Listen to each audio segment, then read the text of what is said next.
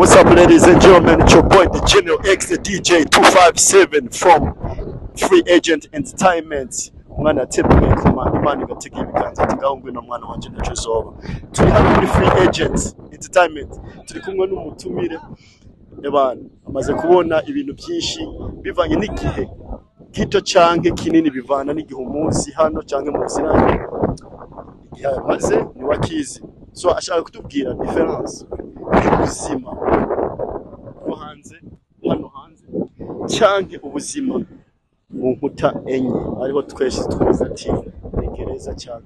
Hari abavuga ngo ni jail canke prison, ariko biratandukanye. Jail ni mbere yuko ujya muri prison. Iyo umaze kujya muri prison uba urakoze icyaha kitari gito ku buryo batokwemerera kujya usohoka mu gihe bataragukurikiranaho neza ngo bamenye ikosa ryawe. So after experience y'ibyo bintu, kwanza imbere yuko tugishikira kuri ibyo byose, reka banza tubwire izina ryiwe, aho dutuye si ngombwa ndibaza, ariko turi hanze y'igihugu cy'u Burundi canke u Rwanda eka na Congo. Nguyu hano. Ndagushimiye bwana Alex. Jewe nitwa Eric. Rero nagiye muri jail nongera nja muri prison. Okay, none ngo kujya muri jail mbere ko ujya muri prison wari wagiye muri jail? Nabanje jail nahagize amezi 3. Uzavuga muri jail nibwo bubi, ariko igiye muri prison ni birahinduka bikaba byiza, ako ntabwo ari byiza cyane. So muri prison no muri jail ni hehe oroshe kuba cyangwa? Muri prison tugira isoko, tugira n'abaganga iyo ugwaye ukagenda, ariko muri jail nta muganga baguheza.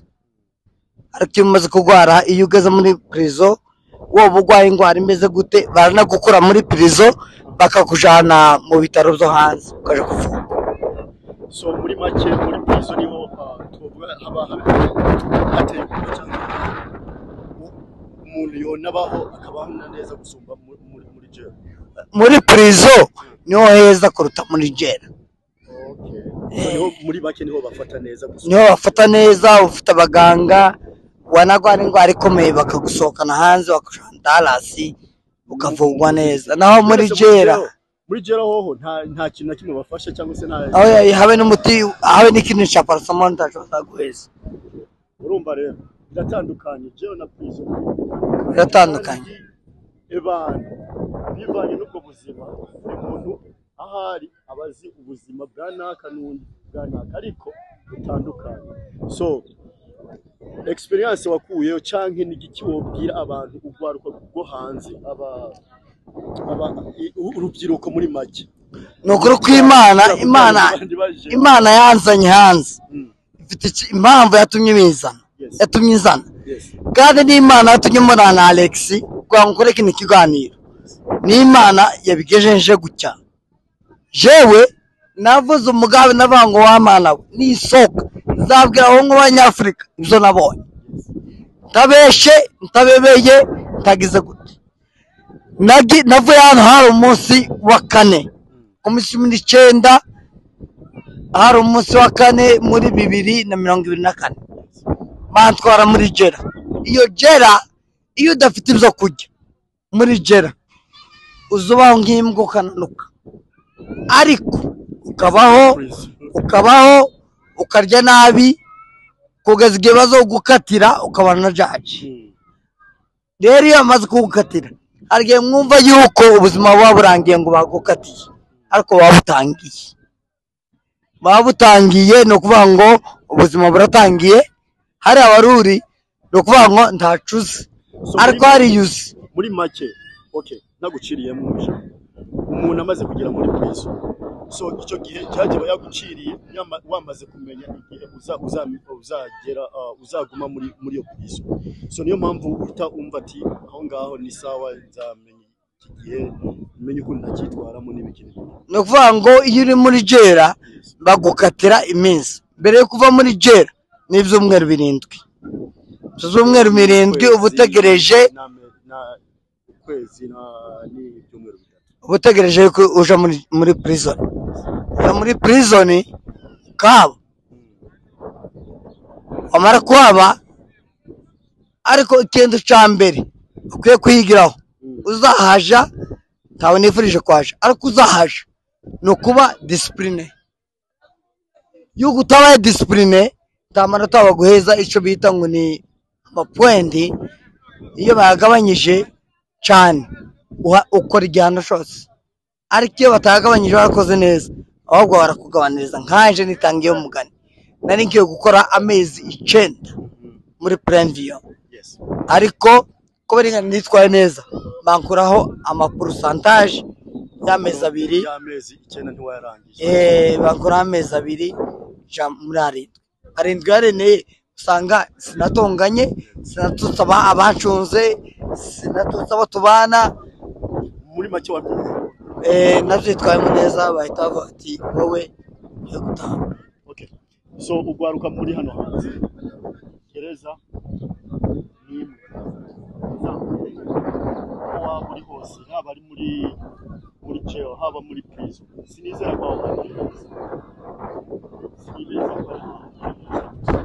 naho avuga ngo jail na prison ngo maze kugira ahantu ngo wenda twagwa neza bakagufata neza ngo waba urwaye bakavurwa n'ibindi ibyo byaba byiza gusumba ubikoze muri ku kazi uri mu rugo family akubona abo muvukana muri kumwe bamba papa muri kumwe abo muvukana muri kumwe ariko ukabikora uri hanze umeze neza apana ibintu byo kuvuga ngo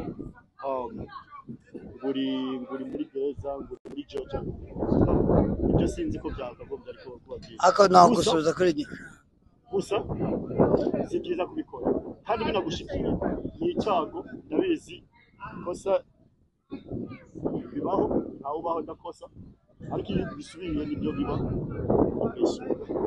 so muri make tegera reko kubwira yego wabonye banzeke ndangize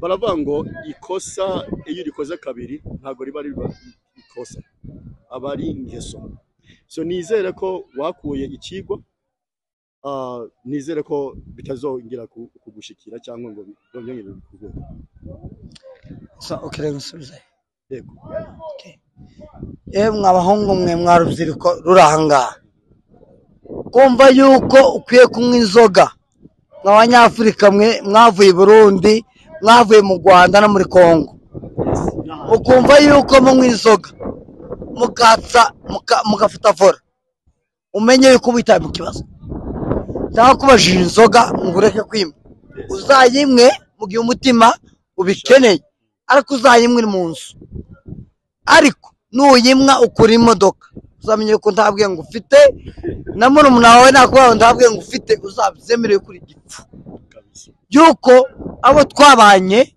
ntabwo ari diwaye kumwe abanyoye bafite imishinga bafite amazu bahishe mu kuzimu Amerika itazi bakavuga ngo wewe wabaye bagufate diwaye yo kutwara imodoka kudafata yibo rero muzamumwa umwana wabanye ku cyangwa umwanya cyangwa wawe ariko ureka kwatsa imodoka uzi ko wagize gutyo.